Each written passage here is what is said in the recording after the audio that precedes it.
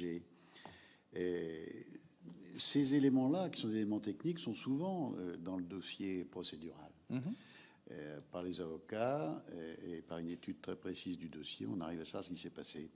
Une des réponses, ça peut être le dossier COF, c'est-à-dire que l'autorité poursuivante n'indique pas dans le dossier pénal, de manière transparente, les conditions dans lesquelles les informations ont été recueillies. Qu'est-ce que vous en pensez? Vous êtes très attaché à la... D'abord parce que ce n'est pas l'intelligence artificielle qui va résoudre ou ne pas résoudre les choses. L'intelligence artificielle accélère. D'abord, elle n'est pas intelligente, elle est très artificielle. Elle le sera un jour.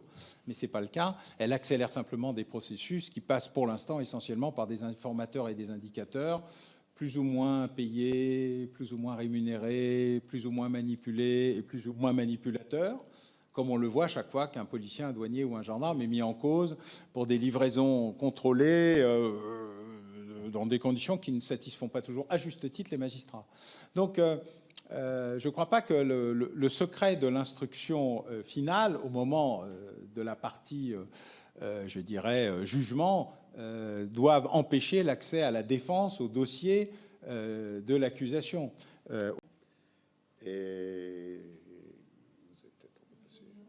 Nos collègues Marie-Arlette Carlotti et Catherine Conconne nous ont rejoints. Marie-Arlette Carlotti. Merci. Je suis désolé pour Marseille.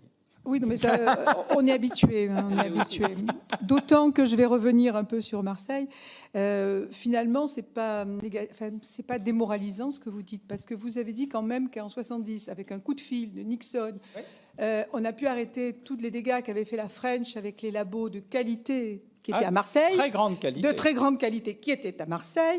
Donc ça veut dire s'il y a une volonté politique, bien sûr, avec une loi qui donne certainement pas satisfaction, mais qui est sortie d'un coup de téléphone et d'une volonté politique. Et c'est bien ça qui nous importe à nous dans cette commission d'enquête, c'est de porter derrière une volonté politique pour attaquer ce sujet. Alors, il y a le haut du spectre, moi, qui m'importe beaucoup, mais c'est même pas là-dessus que je vais vous poser une question.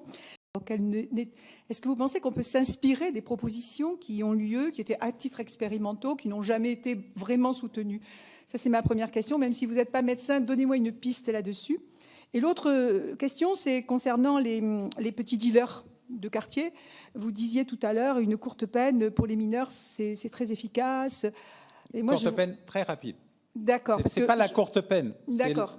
Alors, la cassure, pardon. D'accord. Précisez, parce que moi, je vois tellement des jeunes qui sont peut-être pas des mineurs d'ailleurs, qui ont un bracelet, qui remontent le survêt pour qu'on voit le bracelet. Ça leur donne au compte. Mais l'injonction fait partie des moyens médicaux. On peut vous donner des injonctions à des tas de choses. Vous vaccinez, par exemple, pour prendre un exemple pas si lointain. Donc, l'injonction comme un élément de politique médicale, élément structurant d'une politique de réponse au fléau de la consommation et par ailleurs de réponse au réseau et au trafic, dans cet ordre-là, pas l'inverse.